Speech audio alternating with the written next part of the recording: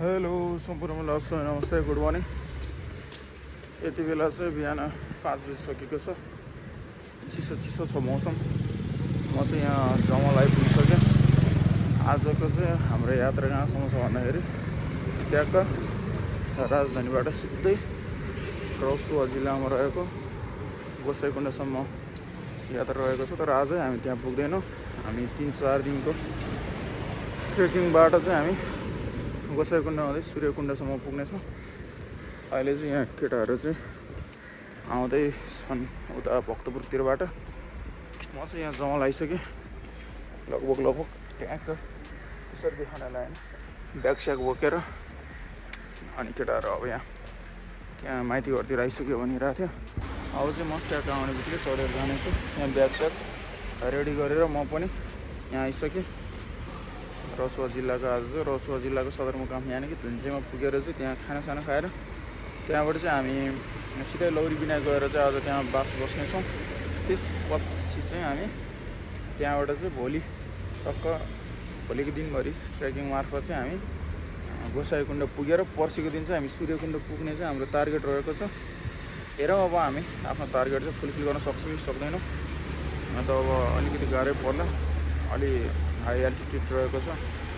अलिकति अल्टिट्युड बढ्ने बित्तिकै हामीलाई अलिकति गाह्रो हुनसक्छ। हाम्रो चाहिँ साथीहरू कोही तराईको छ। तराईतिरको साथीहरूले चाहिँ अलिक गाह्रो पर्ला कि भन्ने चाहिँ लागिरहेछ। हेरौँ हामी सबैले जोगाएर चाहिँ हामी त्यहाँ पुग्नेछौँ। त्यति बेला चाहिँ हामीले सबै भेटिसकेका छौँ। लगभग अब 2जना केटाहरू चाहिँ आउँदैछौँ। केटाहरू सब निन्द्रा लागिरहेको दामी तरिकाले दामीवालाले हामी भिडियो बनाउँदै जानेछौँ है त।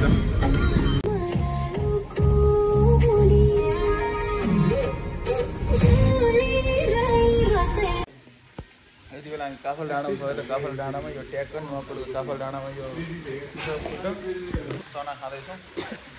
केटाहरू चाहिँ खाँदै छैन होइन। ओइ के भन्ने हो गाइजहरू?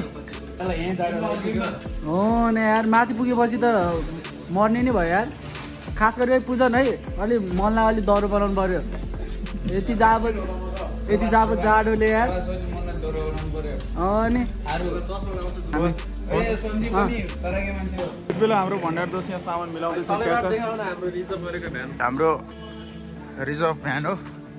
धेरै परेको छैन काटक। गाइस यति बेला हामी ठ्याक्कै त्रिशुली बजारमा आइपुगिसक्यौँ। त्रिशुली बजारमा चाहिँ हामी लखत डुलिरहेछौँ। यता छ हाम्रो सिङ। अब चाहिँ हामी माछा पारेर जाऊँ कि भनेर त्रिशुलीतिर लगिरहेछौँ ल है त। त्यसपछि यता छ हाम्रो देवी।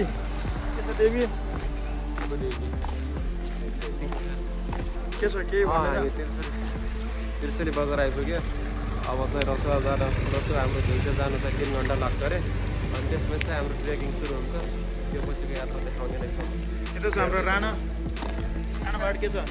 अल गुड यार। के तिमी एक्साइटेड छैन? म त खतरा एक्साइटेड छु होइन। अब निकाल्नुपर्छ अहिले हिँडेर। म पनि एक्साइटेडै छु धेरै होइन। किनभनेखेरि यो चाहिँ अब ससुरालीतिर यसरी घुम्न आउन पाउन मेरो सौभाग्य कुरा हो। अलिकति लाज घिन भन्ने त मान्छेमा हुन पर्छ।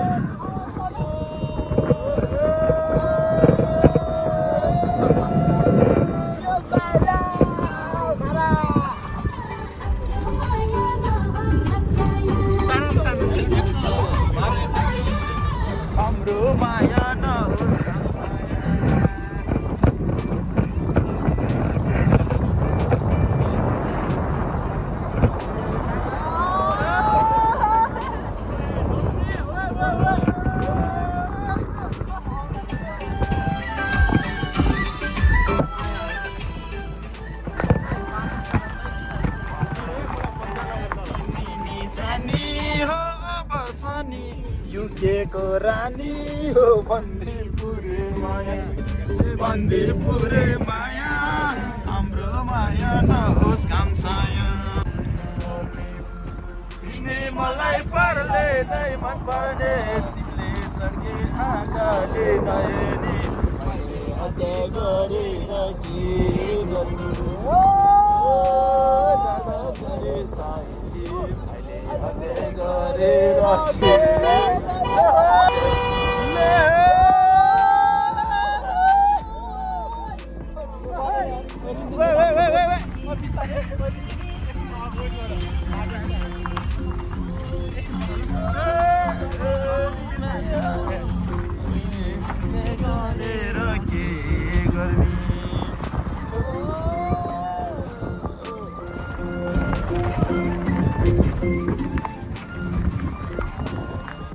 फाइनली हामी यो हाम्रो धुन्जेमा आइपुग्यो। अब चाहिँ हाम्रो खाना कार्यक्रम छ। अब यहाँबाट चाहिँ हाम्रो ट्रेकिङ सुरु हुन्छ। यहाँसम्म चाहिँ हामी बसमा आयो। मैले मस्तले हामी रिजर्भ इभीमा आयो। यहाँबाट चाहिँ अब हामी सामान निकालेर टक्क यहाँबाट चाहिँ हाम्रो ट्रेकिङ चाहिँ गोसाइकुण्डसम्मको ट्रेकिङ चाहिँ सुरु हुनेवाला छ। अब खाना खाएर केही समय आराम गरेर अब चाहिँ हामी लगातार हिँड्नेछौँ है त। ल फाइनली स्याला आइसकेको छ। स्पेसल हाम्रो स्याला यहाँका इन्जन गर्न देखिसक्यो। अब गुरुङ कहाँको स्याला भन्नु नि यो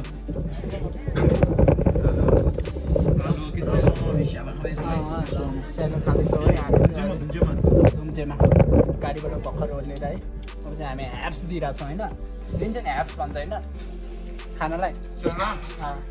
स्यालाको ह्याप्स दिइरहेको छ है हामी।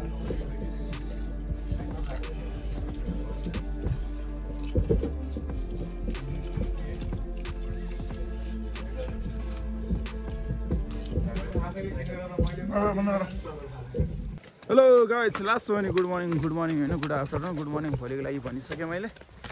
यति बेला भने हामी धुन्चेबाट चाहिँ लगभग अब हाम्रो यात्रा सुरु भइसकेको छ। हाम्रो ट्रेकिङ चाहिँ अब सुरु भइसक्यो। अब हामी आफ्नो गन्तव्यतर्फ लम्कदैछौँ। अब केही समयपछि फेरि हामी ठक्कै मार्दै आफ्नो कुराकानीहरू गर्दै हामी जानेछौँ। केटाहरू पछाडि आइरहेको छन्, कोही अगाडि छन्। ब्याग स्याग बोकेर हिँडिसक्यो हामी। अब चाहिँ यहाँबाट चाहिँ हिँड्यो नि अघि त्यहाँ धुन्चेसम्म चाहिँ हामी इभीमा आएर त्यहाँबाट चाहिँ हामी खानासाना खाएर हिँडिसक्यो। अब चाहिँ बल्ल हिँड्न थालिसक्यो। अब केही समयमा भन्नाले पनि अबको लगातार 6-7 घन्टाको हिँडाएपछि हामी लौरी विनायक पुग्नेछौँ भन्ने चाहिँ आशा राखेका छौँ। हेरौँ अब के हुन्छ, पुग्ने नपुग्ने थाहा पाउनेछौँ। अपडेट दिँदै गरौँला, भेट्दै गरौँला है त। ल के यो बेच्न ल्याएको कि घरमा लानलाई? घरमा लानलाई है। ए तिम्रो नाम के हो? मेरो नाम राकेश तामाङ। अहिले मिन्तिला मेरो आयुष ठौरा। ए तपाईँले नि यो बेच्न ल्याउनु भयो हो? हजुर स्याला सर। ए कति पर्छ यसको? यसको बजार भाउ 6000 रुपियाँ, मैले त जम्मा 500 मा दिन लाग्यो। ए ल ठिक छ, त्यसै बधाई छ। भाइलाई केही देऊ छ भने? भाइहरू के चाहियो? अङ्कलले जे भन्नुहुन्छ हो के खान्छौ तिमीहरू? सुन्तला खाने हो? सुन्तला खाने? हाम्रो रिन्चेन कोसीपारी रिन्चेन लामाले चाहिँ हाम्रो भाइहरूलाई केही दिन लाग्नु भएको छ। के हेरौँ, सुन्तला हो कि के हो? यस हामी फर्किँदाखेरि केही ल्याइदिन्छौँ है भाइ। कति एउटा भए पुग्छ? अहिले ल्याउ यो उयो त्यो बहिनी ल्याउनु तिनवटा। उता बहिनी नि छ अर्को नि एउटा ल्याइदियो होला। ल ओके ल, बाई बाई भाइ बाई बाई।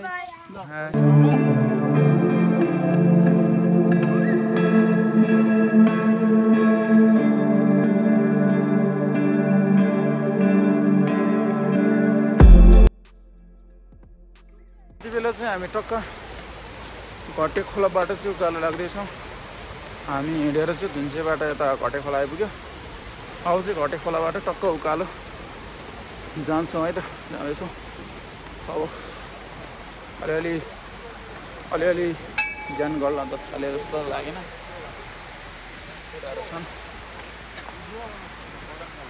अब बाटो चाहिँ अब ठाडे आयो होइन। ठाडो बाटो उभिन लगाइरहेछ हाम्रो केटाहरू चाहिँ वहाँ माथि पुगिसके हामी चाहिँ फोटो खिच्ने चक्करमा चाहिँ हामी चाहिँ होइन ढिला भएर हामी पछाडि नै छौँ म र उमेश चाहिँ के गर्नु ह्यान्सिने समान्सी जे होस् फोटो खिचौँ भने गर्छन् त्यही हो अब ढिला भयो केटाहरू त माथि पुगिसक्यो ओ केटाहरू हेलो भन्देऊ हाम्रो केटाहरू चाहिँ पुगिसक्यो हामी चाहिँ बिस्तारै जाँदैछौँ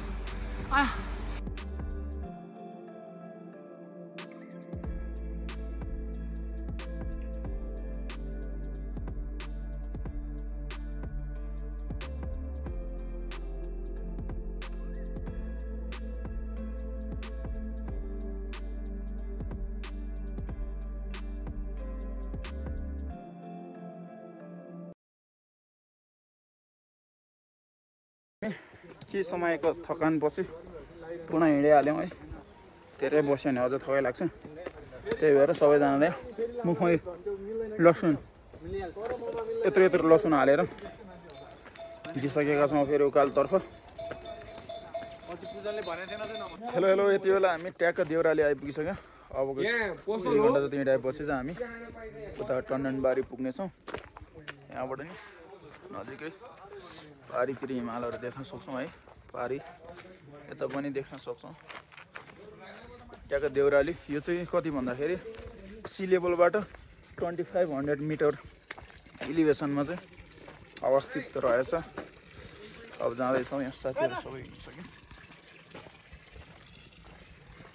अब चाहिँ हामी आजको फर्स्ट डे चाहिँ हामी यता टन्डनबारी पुगेर चाहिँ हामी त्यहीँ बस्नेछौँ अब करिब 2 घन्टा जति हिँडाएपछि त्यहाँ पुग्नेछौँ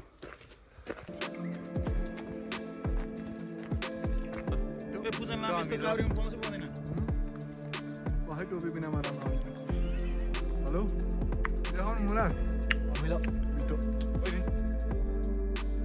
यता छ हाम्रो कम्पाउन्ड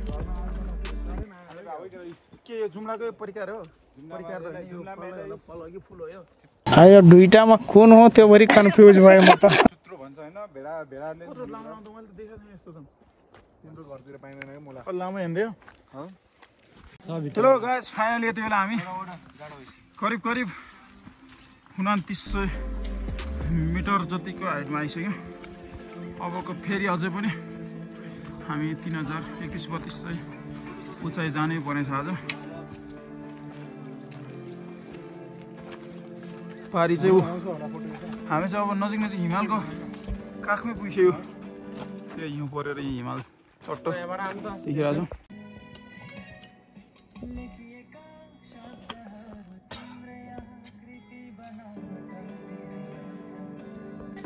यति बेला हामी फाइनली यो चन्द्रेको बारी त होइन चन्दनबारीमा आइपुगिसक्यौँ चपक्कै है मध्यरात छ स्याला चाहिँ माथि र अरे के त माथि हो ए हिजो घुवारी कि दिरी घुवारी ए याङ तामाङ हो नि ए याङ खाचिर तामाङ हो थोकर हो ए गाला मासेङाङी लासो लासो